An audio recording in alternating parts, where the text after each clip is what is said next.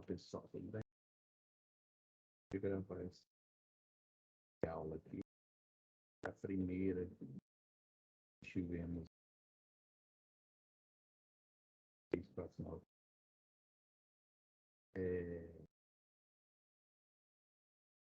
gravar aqui.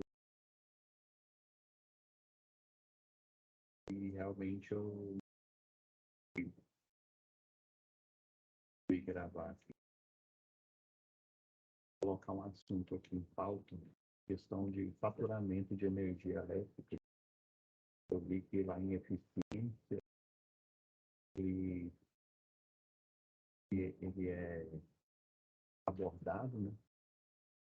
E entender essa questão de quilowatt-hora.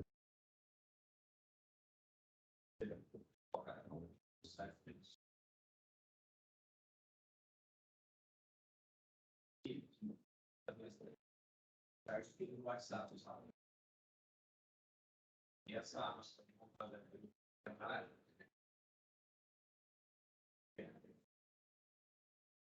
que é substituição do diastrito. Eu vi que eu não gravei, né? Então eu resolvi dar uma material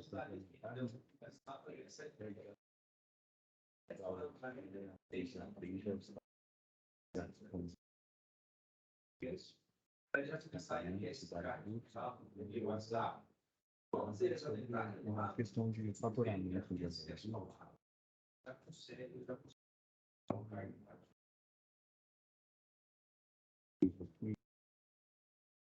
Vai ficar mais verificar.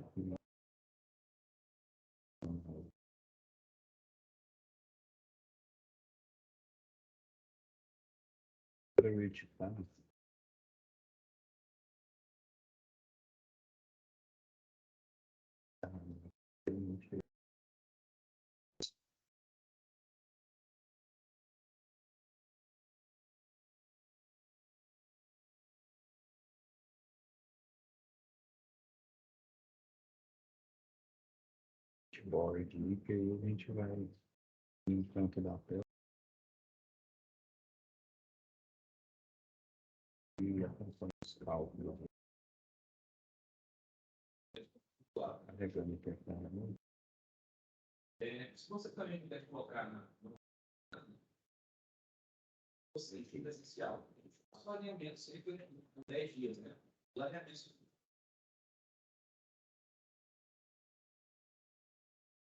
Colocar o compartilhamento.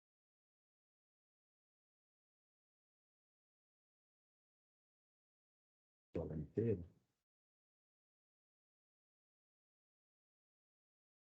Fica mais fácil de entender.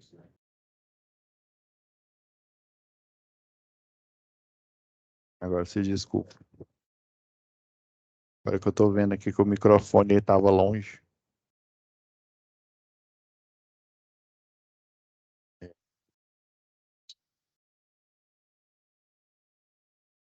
O microfone estava longe aqui, por isso que eu vi que o retorno estava.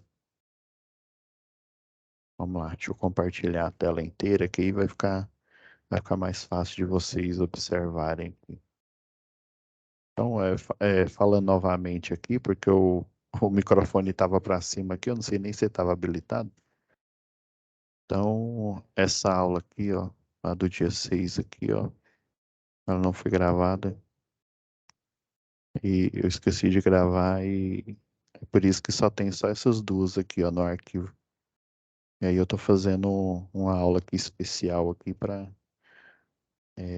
falar de alguns assuntos que eu acredito ser pertinente aqui. Eu selecionei aqui uma conta de energia. Peguei uma conta genérica. Ah, professor, mas essa conta, até o design dela mudou. Mas essa aqui tá perfeita aqui, que mostra o gráfico de barras aqui, ó. Então, assim, basicamente, todo cliente, até cliente industrial, né, a conta de energia é semelhante. A questão é que é fator de potência ativa, reativa, estão explicitados. Quando é um consumidor comum, né, só está explicitado aqui o consumo, né? Olha a modalidade aqui do cliente aqui, em conformidade com pelo menos aqui, né, no distribuição, né, você tem, o consumidor tem o tipo 3, tem o tipo 1, tipo 2, M1, M2 e por aí vai. Eu posso até selecionar aqui deixa eu só dar deixa eu só procurar o arquivo aqui, aí já que a gente, o arquivo aqui da NTC,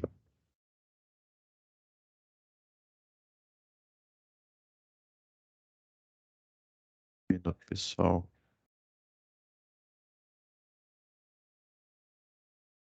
É a NTC 04 no caso aqui.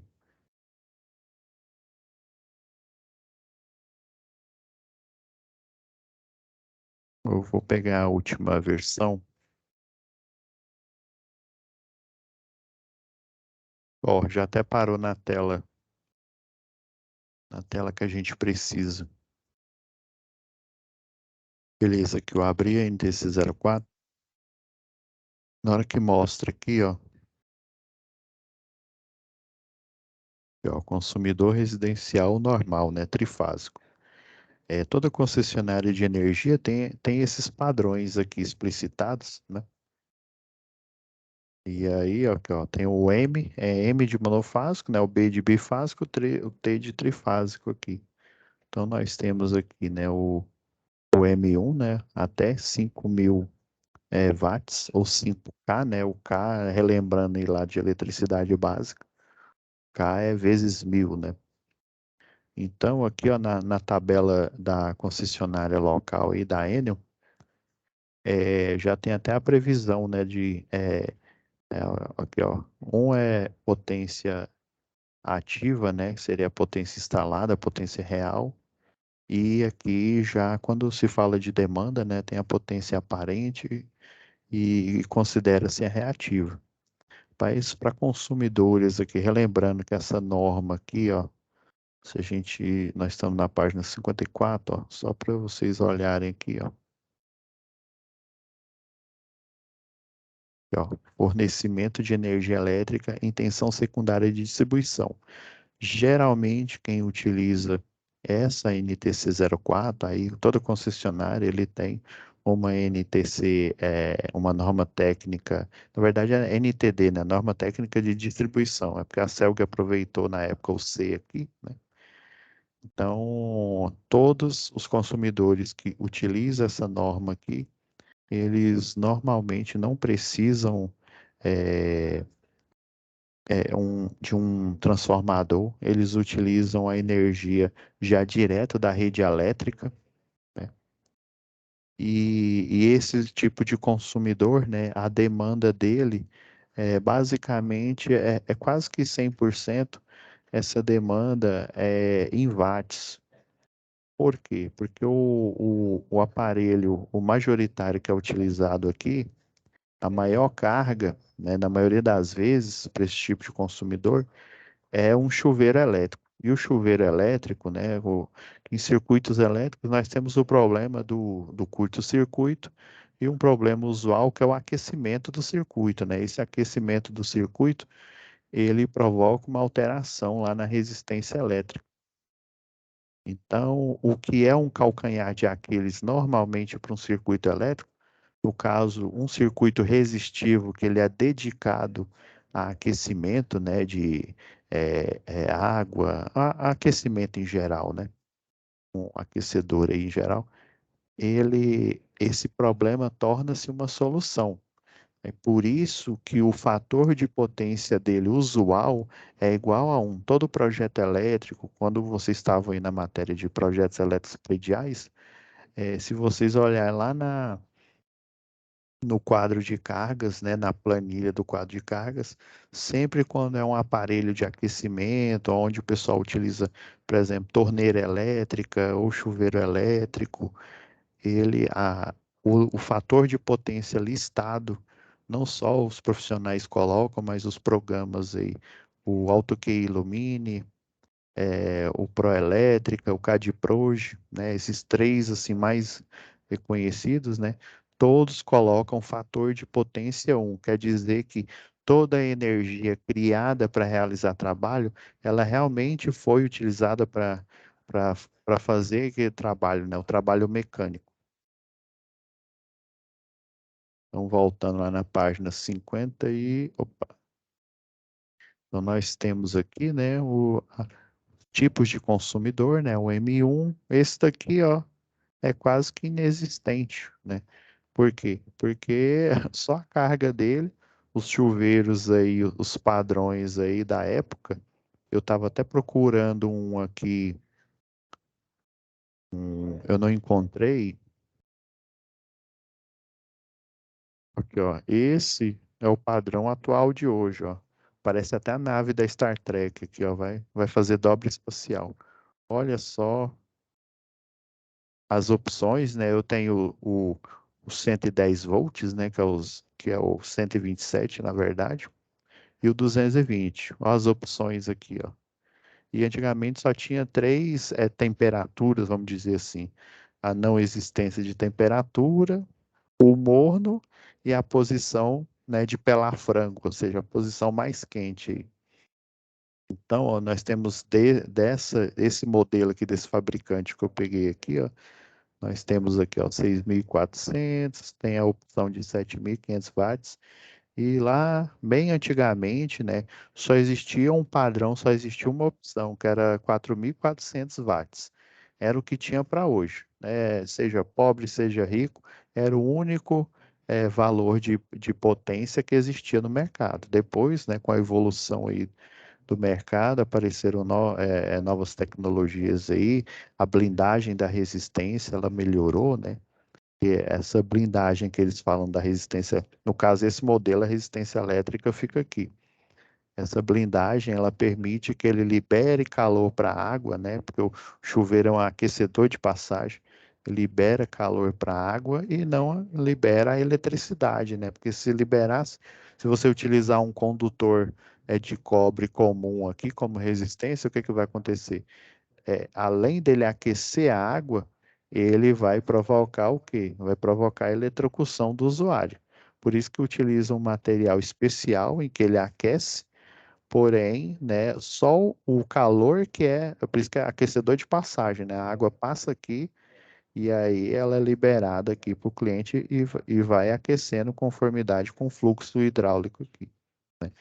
Então, e esse material só libera calor, ele não libera portadores de carga, né, energia. Então, antigamente só tinha 4.400, hoje nós temos várias opções aqui, né? E muitas dessas aqui, essa aqui, por exemplo, a mais fria, aqui dependendo aí da época do ano, né? Essa aqui é o suficiente para você, né, tomar seu banho.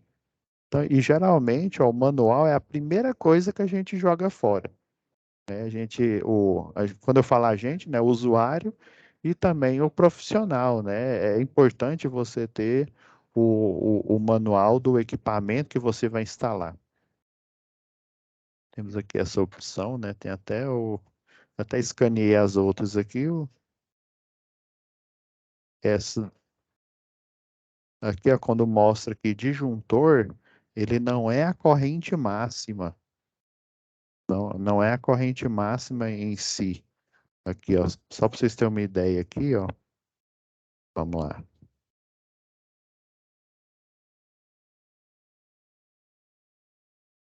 Deixar o nosso quadro aqui, ele dá uma diminuída nele aqui.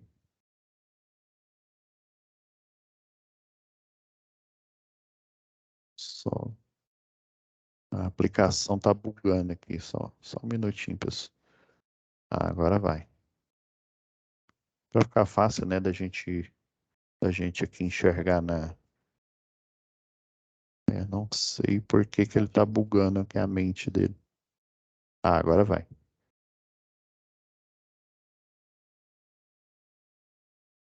Então vai, ó. Relembrando e fazendo o retorno de Jedi aí.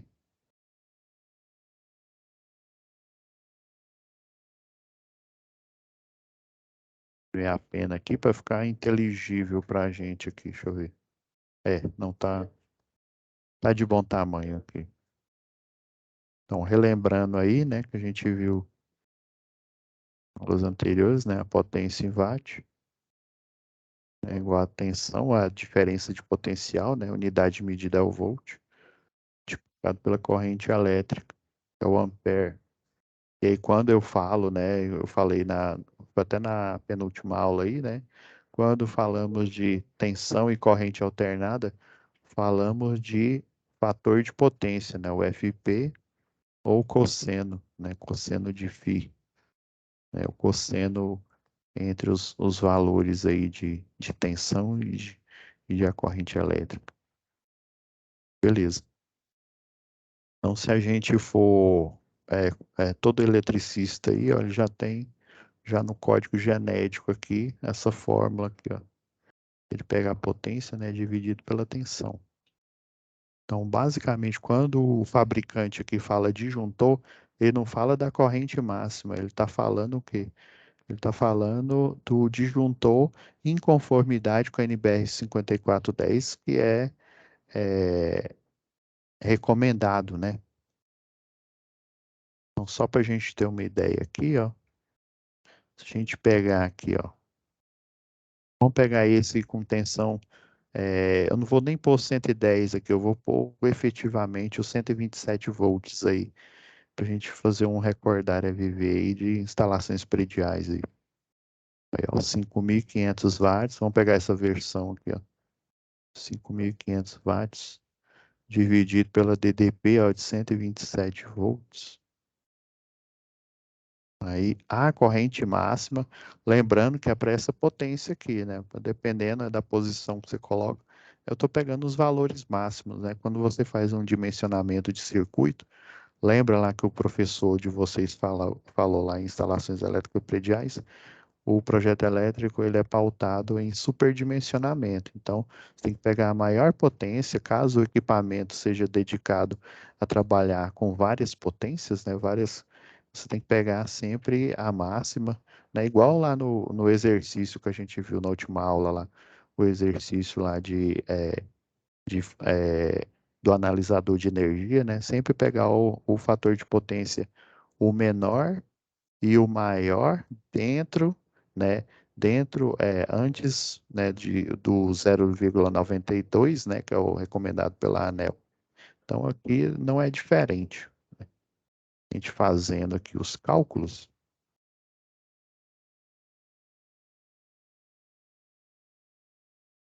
pegando os 5.500 dividido por 127 volts, geralmente em Goiânia, é porque eu esqueci deixa eu só mudar aqui o computador algébrico de sinais para aproximação aqui.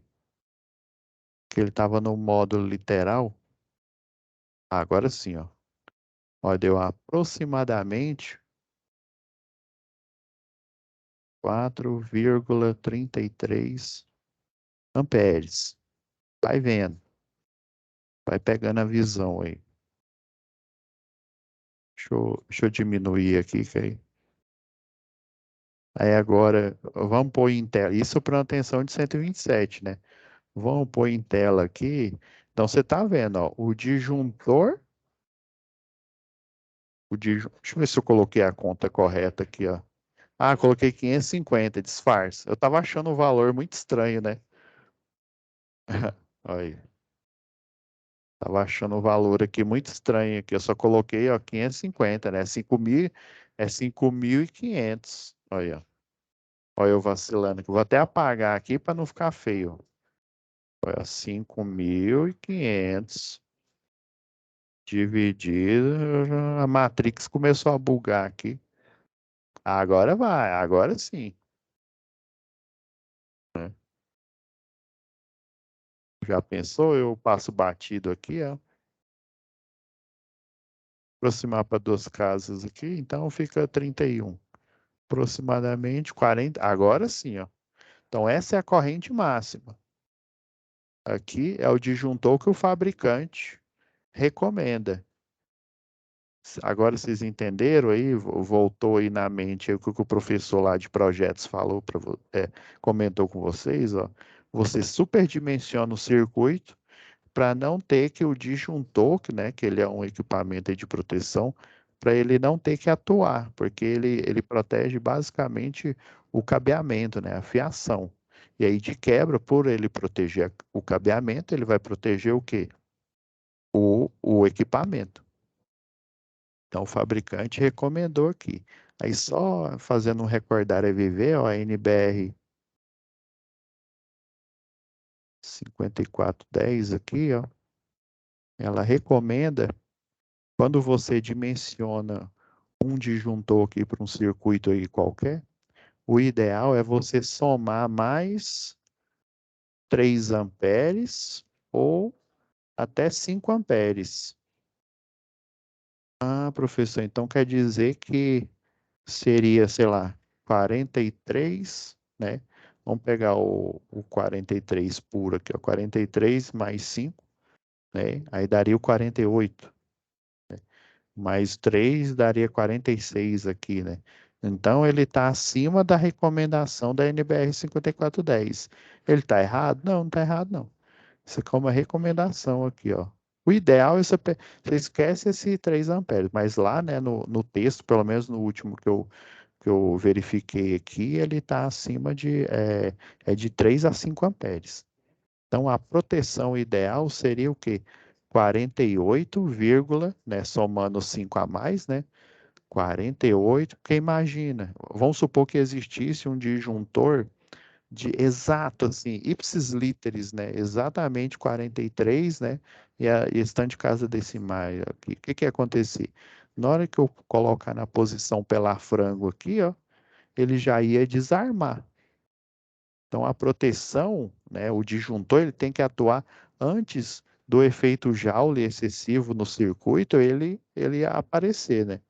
Então, é por isso, ó, lá na NBR 5410, que é a Bíblia do eletricista predial e do industrial também, você adiciona mais 5 amperes aqui, beleza. Então, o ideal seria, assim, em conformidade com a NBR 5410, 48 vírgula 31, né? Mas o fabricante falou, não, coloca um de 50.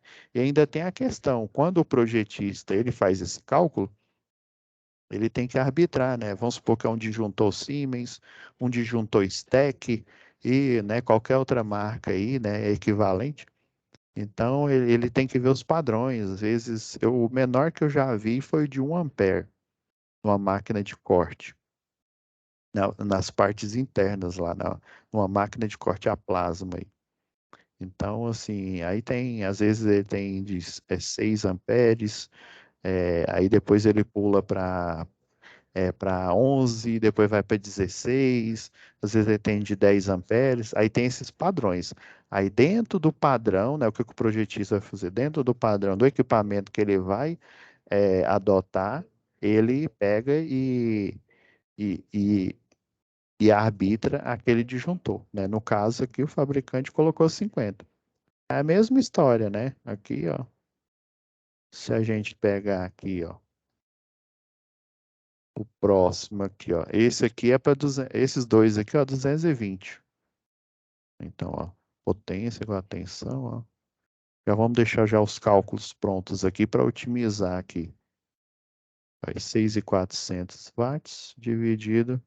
Esse aqui é a calculadora está aqui na frente, mas é 220 volts. E aí vocês vão lembrar de uma coisa lá de projeto. Já vou até deixar aqui montado aqui, ó, para vocês entenderem uma coisa aqui, ó. Vamos pegar sempre a maior potência aqui, ó. 7.500 watts dividido por 220 volts. Vai dar aproximadamente alguma coisa aí. Vamos lá. Vamos pegar a nossa calculadora nossa do dia a dia aí. Olha, agora não erra não, viu, professor? É 6.400. Não pode 640 não, senão você vai errar. Tá ok, obrigado. 220, ó. Aí, ó. Em Goiânia, deu 29. Uai, professor, peraí. Se você pensou esse peraí, nós temos um problema. Você está com problema de esquecimento das UCs anteriores, principalmente da de projeto elétrico aí. Mas é por isso que eu estou fazendo, estou aproveitando, né, e fazendo esse recordar é viver aí. Aguenta aí essa indagação sua aí. Ó, 6, tá vendo? Ó, vamos rever os cálculos, é importante, né? Quando a gente utiliza um programa aí, né, ele geralmente ele não erra, não, mas o ser humano aí, né, você tem que ver se você colocou a divisão aí, né? Eu poderia dizer que eu errei, né? Eu errei no início do vídeo de propósito, mas não foi, não, foi erro mesmo. Ó, 7.000, esse também é 220, ó.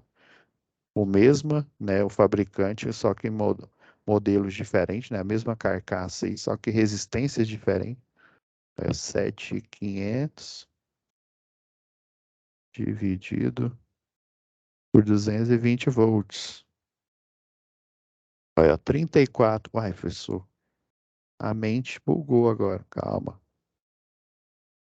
Se você fez essa indagação é porque você esqueceu das UCs anteriores aí. Então, vamos fazer uma análise. Então, ó, para tensões, esses dois aqui, ó, tensão, né, 220, monofásica aqui, Enel, né, distribuição. Esse daqui monofásica, por exemplo, Pauline ali, CPFL, por exemplo, né, o conhecido como os, 127, mas o pessoal insiste em colocar, falar 110 aí, né? Então, ó, note. E aqui, ó, vocês já tinham uma pista aqui, ó. Tá vendo que para o 127 aqui, ó, o disjuntor é maior. Por quê? Porque a corrente elétrica, ela vai ser maior. Já em uma localidade, que atende 220, né, o monofásico, natural aqui, olha a proteção aqui recomendada aqui, ó, 30 amperes. Inclusive, né, para esse circuito aqui não está em conformidade com a NBR. Se fosse em conformidade aqui com a 5410, os 5 a mais aqui, então seria um disjuntor aqui de quê? De 24, né? Se a gente somar aqui, né, o, os 29 aqui mais o 24 não, desculpa, 34. Aí, o que que o fabricante recomenda? Um de 30. Vocês estão vendo que para 220, ele não está em conformidade com a 5410, mas para o 127 volt ele está em conformidade. Pessoal, o What the hell is this aí? Uai, por que que deu menor aí? Lembra lá em eletricidade básica, né? Por exemplo, em um circuito tanto em tensão alternada quanto em tensão contínua, né? Quando eu for fazer a aferição, né, calcular o valor, né, de potência de um equipamento, você basicamente aplica uma DDP, né, nos terminais. Se for em circuito de corrente contínua, né, não tem sentido a gente falar de fase, né? Mas quando é alternado, tem sentido falar de fase. Beleza. Então você aplica uma DDP e aí nesse equipamento, né, nesse dipolo aqui, essa caixa preta, né? O princípio lá da cibernética aqui. Pode ser um resistor, pode ser um capacitor, pode ser qualquer, inclusive um equipamento, né? Que tenha todos esses dispositivos dentro dele, né? Então, você aplica uma diferença de potencial, né? Vai ter o potencial A, potencial B, e quando fecha o circuito, vai ocorrer o quê? O fluxo ordenado de portadores de carga, né? Corrente elétrica. Ah, e daí, professor? E o Kiko? Aí, geralmente, agora vamos para o mundo da tensão e corrente alternada aí. Geralmente, o que que é padrão em circuitos de tensão alternada? Mas, professor, um padrão é o nível de tensão, né? Tem localidades que é o famoso 110 e tem localidades que é o famoso 220, né? E eu estou falando em monofásico, por exemplo, né? Só para a gente simplificar os cálculos aqui. Então, o que que é padrão? O que que na matemática eu diria que é uma constante, né? Até nos livros lá de matemática, eles chamam de constante, eles usam esse acrônimo que é o CTE, né? Ah, uai, professor, o que que é padrão? O que que é constante? É o nível de tensão, né? Para tensão monofásica, tensão bifásica e tensão trifásica. E o que que resta nessa equação aqui, né? E vamos esquecer por enquanto o fator de potência aqui. O que que resta na equação? Se eu arbitrei que a tensão é um padrão, ela é constante para determinada região, o que que sobra de variável? Uai, sobra a potência e sobra a corrente. Então, na matemática, quando eu tenho uma equação, ou seja, uma igualdade aí, e o objetivo de uma equação é eu encontrar o valor verdade, né? Ou seja, eu encontrar os valores corretos. Ah, beleza. Então, quando eu tenho uma constante, as outras variáveis, dependendo do tipo de operação que é feito com elas, eu posso dizer que ela é diretamente proporcional ou inversamente proporcional. Aí é que está a chave, e você, né, como estudante de eletrotécnica, precisa virar essa chave aí. Beleza, professor. Então, na matemática, a gente fazendo análise aqui, a fórmula é potência igual a tensão vezes a corrente elétrica. Então, o padrão aqui é tensão, né? Então, esse padrão é o quê? É 220 volts, é 127. Então, vamos colocar lá, CTE, né? CTE vezes a corrente. Agora, se eu isolar a constante, já que esse padrão não vai mudar, é claro que eu sei que existem as flutuações de tensão, né? E na verdade essa tensão aqui é RMS, né? Não é a tensão de pico, mas vamos focar nessa constância. Você tem um intervalo, né, que é até 240, né, RMS, 240 volts para cá, ó, e até 127 volts pro onde é o famoso 110 volts aqui. Então, se a gente isolar a constante aqui, ó, ela está multiplicando, passa para cá. Vamos passar a corrente para cá. Então, fica CTE, né? E a potência dividido. Ah, e daí, professor? E o que? Então, a potência e a corrente são diretamente proporcionais, entendeu? Ah, professor, então, se eu, por exemplo, arbitrar que a corrente ela é constante, né? Qual é a análise que eu vou fazer? Assim, antes dessa pergunta sua aí, que naturalmente eu estou fazendo perguntas aqui, ou seja, ninguém está me perguntando, mas como eu já tenho experiência, né, eu sei quais são as perguntas padrões aí que o aluno sempre faz, né? Então, quando eu digo que é diretamente proporcional, quando eu vario uma das variáveis, ela aumenta ou diminui, a outra automaticamente também faz o mesmo, né? É mais conhecido lá no boteco como Maria vai com as outras, né? Quando um aumenta, o outro aumenta. Quando um diminui, o outro diminui, né? Professor, então, se eu arbitrar, por exemplo, que a corrente elétrica, ela é constante aqui, né?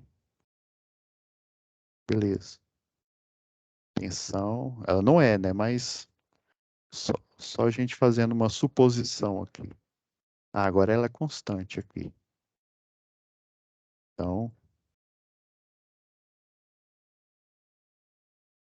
CTE, né? Vai de novo, ó, potência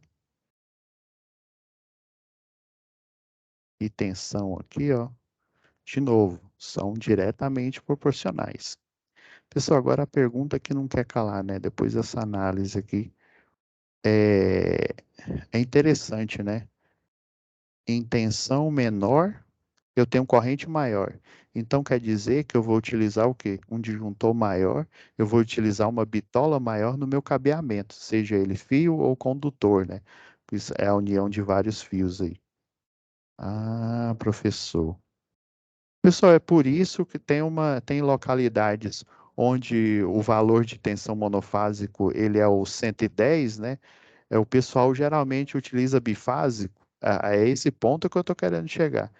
Geralmente em localidades onde o nível de tensão monofásico é 110, 127, ou seja, menor que os 220, tem uma localidade uma vez, se não me falha, eu não lembro a localidade, era 137, era na região serrana ali do Rio, Rio de Janeiro.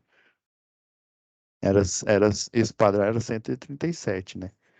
Então, o eletricista que ele está nesse nível de tensão aqui menor que os 220, o que que vai acontecer? Ele vai ter que comprar um disjuntor maior, ou seja, vai ser mais caro. Ele vai ter que comprar um cabo com a bitola maior, ou seja, esse orçamento ele vai sair mais caro. Aí qual que é a solução para as concessionárias onde a tensão é 110? A solução lógica é utilizar, em vez do circuito monofásico, eu utilizar ele bifásico. Quando eu utilizo o bifásico, ele vai de 127 para 220 volts. Aumentando aqui, ó, nós temos, se a gente for olhar com um olhar assim, matemático, né? Nós temos o numerador e o denominador aqui, né? Então, obviamente, né? Quanto maior aqui o denominador aqui, ó, vai ser o que? O resultado aqui, ele vai ser menor. Então, o objetivo é isso, né? É diminuir o resultado aqui, a amperagem, né, no caso, e eu economizar, né, na parte aí de orçamentos. Eu achei interessante a gente comentar, já que a gente está nessa matéria aí de eficiência energética. Aí, voltando aqui é por isso que tem esses padrões. Aí, por exemplo, aqui onde a localidade é fase e neutro, é o monofásico, ele é 220, nós temos esse tipo de consumidor, ó, os M's, né, que é o monofásico, bifásico e trifásico. Aí, geralmente, onde é 110, nessa tabela aqui da concessionária, ele já começa em tensão bifásica. Eles nem consideram monofásico. É assim, professor, mas existe unidades consumidoras monofásicas? Tem, mas só que eles já sabem, né, em função da matemática envolvida, né, do cálculo de potência, em localidades em que a tensão, né, o nível de tensão é menor, eles vão sofrer porque vai ser um disjuntor maior e vai ser um cabeamento com a bitola mais grossa, né? Ou seja, esse orçamento ele vai ficar muito maior, onde é o com uma DDP maior, né? Por ele ser o quê? Inversamente proporcionais, né? Essa relação. Eu estou falando de um nível de tensão de uma localidade para outro nível de tensão aqui. Então, se aqui fosse 110, você pode ter certeza que essa tabela começaria no bifásico, para justamente, né, se fosse 110 ou 127, aí seria duas fases, aí a DDP daria os 220 volts, né? Então já começaria aqui bifásico, trifásico. E aqui, já que é 220, né, começa aqui, ó, os estilos aqui de consumidor. Agora voltando à nossa conta de energia aqui, ó. Ó o consumidor aqui, ó. Aí. Residencial normal, né? Hoje em dia nós temos vários, tipo, lembra que isso aqui está no grupo B, né? O grupo de baixa tensão, né? B de baixa tensão, é só se lembrar da manha. B de baixa tensão, A de alta tensão aí. Então, ó, 26K, ó, 26 quilowatts. Então, esse consumidor aqui, ele é trifásico, realmente está falando aqui, ó, residencial normal trifásico, ele é trifásico. E é o que, ó, ele está na faixa, ó, de 26,1 até 39. Ele é o consumidor T2. Por padrão, a concessionária local, no caso, né, a Enel, né, que agora é a outra concessionária, né? Ela vai adotar o que? O eletricista, geralmente é um eletricista de distribuição, que ele vai fazer essa ligação de um cliente novo. Ele já vai levar no kit dele um disjuntor, né, a medição, né, um medidor trifásico, e ele vai levar um disjuntor de 60 amperes aqui. Esse, né, é o padrão. Essas tabelas elas já estão prontas, né? Você naturalmente faz isso no cálculo, né, lá do projeto, seja do predial, seja industrial aí, mas para facilitar, né, até os programas aí, o Proelétrica, o AutoQ Illumine, ele já tem na base no datasheet dele lá, e aí periodicamente, quando ocorre uma mudança, esses PDFs já são carregados para a base de dados dele, para justamente nos cálculos alinhados lá com as planilhas, eles considerarem esse padrão. Aí já no programa já aparece já automático, né? Vamos supor que esse cliente deu ele deu uma potência aí de 25, por exemplo, né?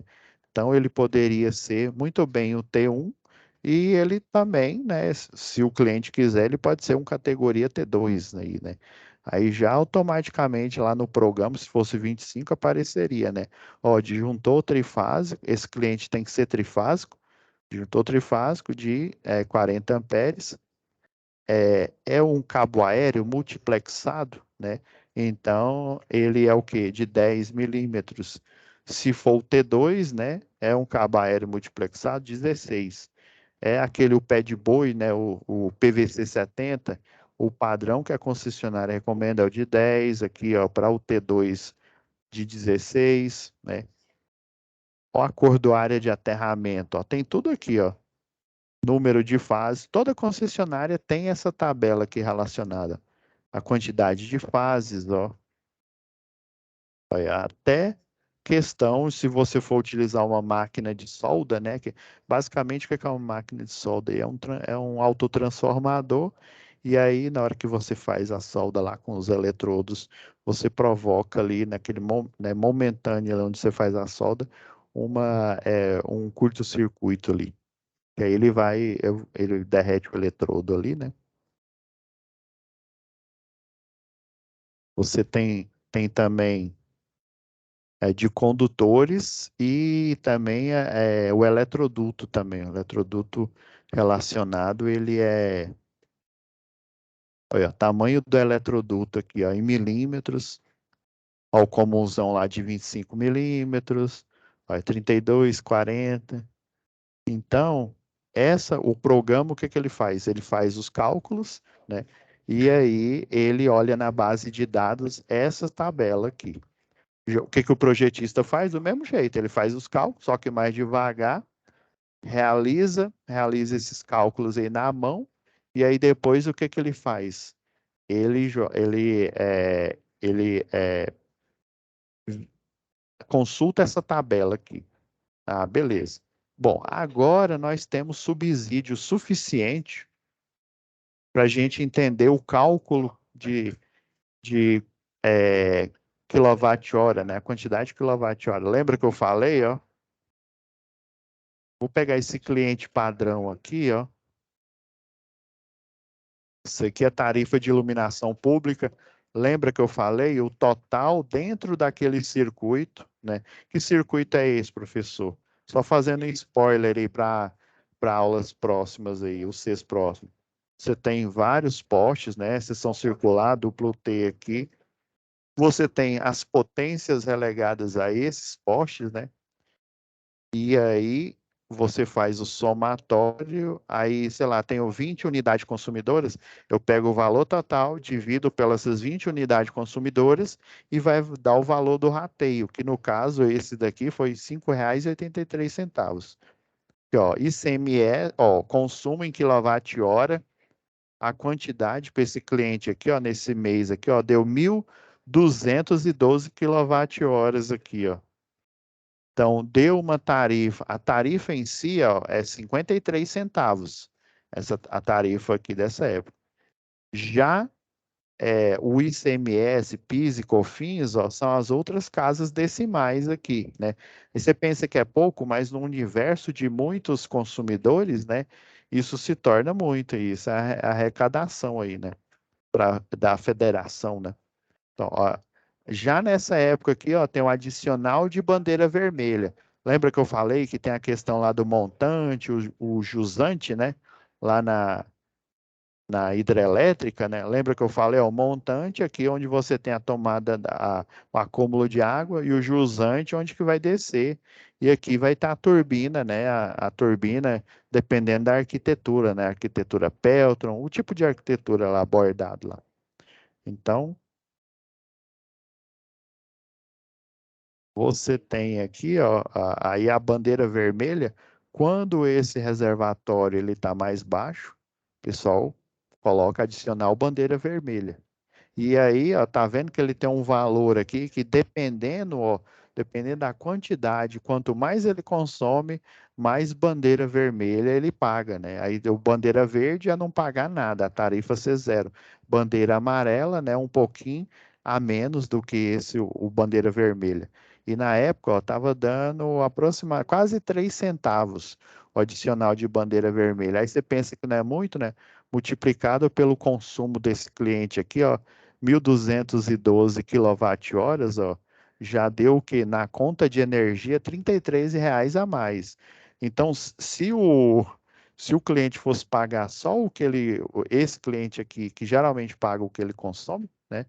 Ele pagaria, o, vamos pegar o valor em si aqui, ó, só para a gente ter um retrospecto aqui, ó, vamos pegar ó, 1.212 vezes 53 centavos. Esquece as outras casas decimais, ó. Olha, deu R$ 642,36 aqui, ó. E aí com o ICMS, ó, aqui, ó, deu R$ 2 e pouco aí, ó, de, de encargos aí, né? Ah, beleza. Então, se ele não fosse pagar encargos em nada, essa conta aqui só daria R$ 642. Mas o quê? Tem a tarifa de iluminação pública, né? Lembra lá que é o consumidor lá, o tipo, é o B, acho que era B3, uma coisa assim. Então, R$ 5 a mais, ou seja, isso vai pesando, né, no orçamento aí. Aqui, ó, adicional de bandeira vermelha, ó, mais R$ 33 a mais, ou seja, se ele não fosse pagar adicional de bandeira vermelha, taxa de iluminação pública e os encargos, né, ele só pagaria o quê? R$ 642,36. Agora, com tudo aqui, ó, deu quase R$ 100 a mais, ó, R$ 683,72 aí. Aí, basicamente, professor, e como é que é essa conta aqui, né? Só para a gente fechar aqui com chave de ouro essa mini aula aqui.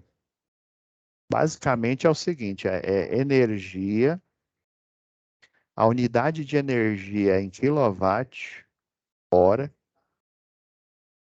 é igual à potência. Aí, para equalizar aqui, né, para as contas não dar errado aqui, você coloca, sempre a potência vai ser em pacotes de quilowatt.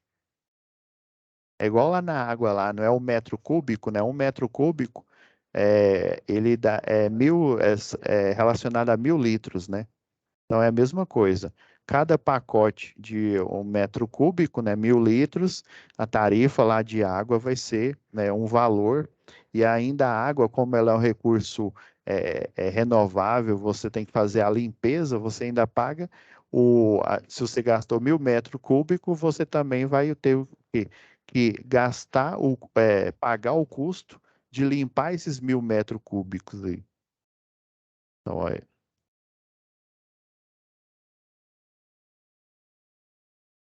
e aí, né, que a quantidade de horas aqui, né, que foi utilizado. Aí geralmente é em horas aqui esse cálculo. Então, o cálculo de energia em si, que toda unidade, que toda concessionária utiliza é esse, ó, quilowatt e é por hora, né? Ah, no sistema internacional de medida é por segundo. Não, ok. Mas aqui, para ficar um valor redondo aqui, né, que o cliente consiga pagar, né, e a concessionária não amargue prejuízo, ele é dimensionado em horas. Então, por isso que é aqui, ó, consumo de energia, né, quilowatt-horas. Então, a unidade de medida tem que ser em quilo e quilowatt, né, a potência, e o tempo valorado em horas aqui. Então, esse cálculo é que ele é aplicado nessa barra aqui, ó. Então, aí, basicamente, o que aparece para o cliente aqui, ó, é o período de um ano aqui, ó. Essa conta aqui, ó, foi olha, ó, mês 2 de 2015 aqui, ó. Então, ó, começou, tá vendo o histórico aqui, mas não se engane, toda concessionária de energia, ela tem a base de dados de todo o cliente. É assim que ela consegue, por exemplo, saber se esse cliente ele está se ele está fazendo o famoso roubo de energia, né, o gato, né, ele consegue ver se esse padrão aqui ele muda, né, drasticamente, alguma coisa aconteceu, né? Se ele muda drasticamente, ele vai pagar o quê? É porque, na melhor das hipóteses, é que esse cliente fez o quê? Ele mudou dessa residência, né? Então, ele vai continuar. Agora, se do nada ele diminui, aí ele vai até um consumo zero aqui, tem, como se diz, tem algo errado que não está correto aqui. Então, geralmente os algoritmos aí das concessionárias de energia, a EP, né, a empresa de pesquisa energética, ela mantém essa base de dados de todo e qualquer cliente, seja comercial, residencial, industrial. E aí existem terceirizadas, né, que são dedicadas a só fazer essa monitoria, né, de se o cliente ele tá, o comportamento de consumo dele está dentro do padrão ou se tem algo errado. Se tem algo errado, eles acionam a empresa que faz essa auditoria aí. Se eu não me engano, a que eu conheço pessoalmente é a Boreal Veritas, mas tem outras aí no mercado. E a última que eu já dei treinamento pessoal foi essa. Então, pessoal, assim, é isso. Aí, e fechando aqui, né, a concessionária faz, né? Com esse algoritmo em mente, né, que é o consumo de energia em quilowatt-horas, né? Ele pega as potências, né, lá na medição de energia e ele valora em relação à hora, né? É por hora. É o que ele faz no final aqui? Ele multiplica, né? Igual a gente fez aqui, né? Ele multiplica o quilowatt-hora pela o valor da tarifa comum aí, que inclusive é a última tarefa, é a última página lá da tarefa, lá da SAP, da última SAP aí, nossa, e da última atividade. Tá ok? Então, pessoal, vamos finalizando essa aula aí por agora, né? Já novamente aí pedir desculpa aí por parar de compartilhar e pedir desculpa aí por eu não tinha visto que eu não tinha postado a outra aula aí, é porque eu não estava gravando. Agora, efetivamente, eu tô gravando. Eu vou pedir para a monitora fazer a postagem o quanto antes, tá ok? Fiquem com Deus e até a próxima aula.